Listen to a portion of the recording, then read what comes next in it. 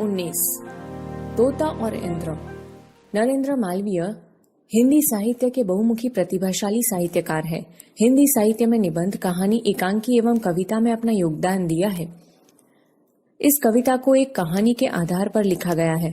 वह कहानी book of nozzle से ली गई है। इसे विश्व का एक श्रेष्ठ संवाद काव्य माना जाता है। समझूती। पहली पंक्ति। सुनो भाइयों, तुम्हें सुनाते आज एक प्राचीन कहानी, जो है अति सुंदर, अति अद्भुत, सचमुच कहानियों की रानी। पुण्य भूमि काशी की महिमा चारों दिशी में थी अति गुंजित। देवों सहित देवपति उसको लख कर होते थे अति हर्षित। भाइयों सुनिए, आपको हम आज एक पुरानी कहानी सुनाते हैं। यह बहुत सुंदर और अद्भुत तथा सबसे अच्छी कहानी है। काशी पुण्य भूमि मानी जाती थी और उसकी महिमा चारों दिशाओं में गुंजायमान थी। देवता और स्वयं इंद्र भी काशी को देखकर बहुत प्रसन्न होते थे। दूसरी पंक्ति। गुजर रहे थे इंद्र एक दिन, जबकि निकट के निर्जन वन से देखा एक पेड़ अति भारी, सूखा, निर्जीवित सा तन से। उसके एक खोखले में था तोता, एक बहुत ही सुंदर। हुआ इंद्र को बेहद अचरज उसको सूखे तरु पर लख कर। एक दिन देवराज इंद्र काशी के समीप के एक निर्जन वन से होकर जा रहे थे। उन्हें एक विशाल सूखा पेड़ दिखाई दिया। उसके खोखले में एक सुंदर तोता था। उस सूखे पेड़ को देखकर इंद्र आश्चर्य हुआ। तीसरी पंक्ति।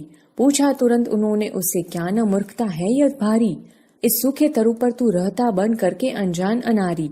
हरा भरा तरु कहाँ नहीं है क्या इस विस्तृत सुंदर वन में? भला यही रहने में तूने सोचा है क्या हितनिज मन में? इंद्र ने तोते से पूछा, क्या यह मूर्खता नहीं है कि तू इस सूखे पेड़ पर किसी अपरिचित और गवार की तरह रहता है? क्या इतने बड़े सुंदर वन में तुम्हें कोई हरा भरा पेड़ ही नहीं मिला? इस सूखे पेड़ पर रहने में तुम्हें अपने मन में कौन सा लाभ दिखाई देता है? चौथी पंक्ति। तोता बोला, महाराज यह तरु पहले था बेहद सुंदर, सारे वन में एकमात्र था सबसे अच्छा, सबसे मनहर। जैसा था यह सबसे सुंदर, वैसा ही था यह बलशाली। यही था इस वन की शोभा, भाग्यवान, अति गौरवशाली। तोते ने इंद्र से कहा, महाराज यह पेड़ सारे वन में अपनी किस्म का अलग, सबसे अच्छा, सबसे सुंदर और मन को मोह लेने वाला था। सुंदरता के साथ साथ यह बहुत ताकतवर भी था। तब इस वन की शोभा इसी पेड़ से थी। यह अत्यंत भाग्यशाली था और पूरे वन में इसका बहुत गौरव किया जाता था। पांचवी पंक्ति। चिड़िया, तोते, कोयल, मैना, सबको ही यह अति प्यारा था। महाराज यही एक कुरूप तरु शोभा में सबसे न्यारा था।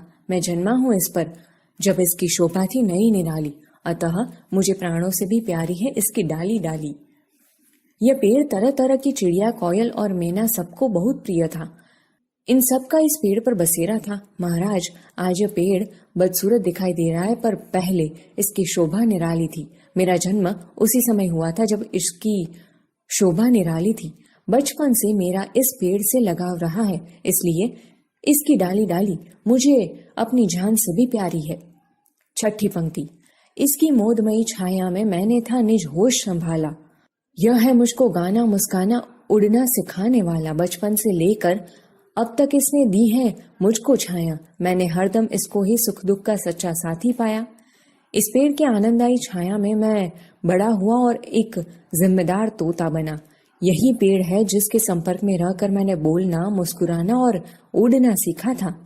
यही पेड़ बचपन से लेकर अब तक मुझे शीतल छाया देता आया है। मेरे सुख दुख में यह सदा मेरे काम आया है। सातवीं पंक्ति।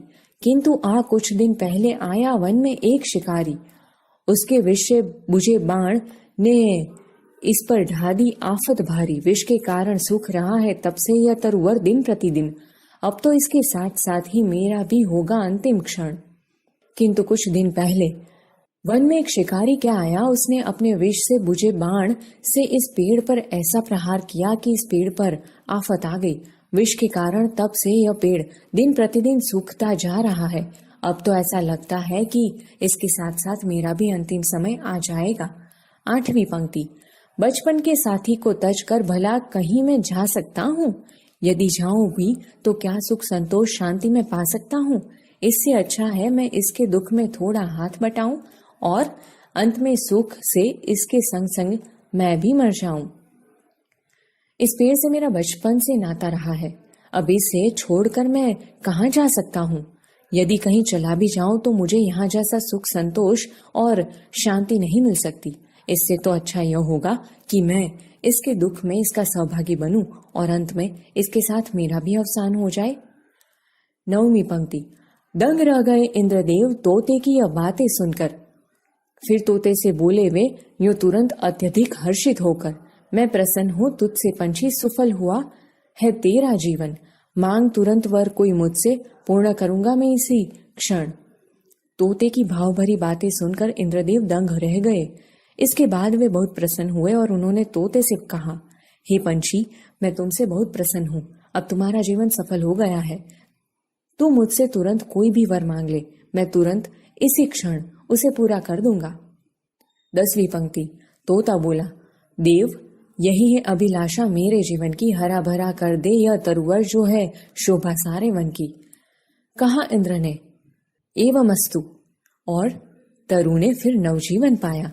शोभा नई निराली सुंदरता लेकर वह फिर लहराया। तोते ने कहा, हे देवता, मेरे जीवन की केवल एक ही अभिलाषा है, ये सारे वन की शोभा रहा है। कृपा करके आप इसे हरा भरा कर दीजिए। इंद्र ने कहा, तथास्तु, और पेड़ में फिर से गया। उसमें नए निराली सुंदरता आ गई और वह फिर लहराने लगा।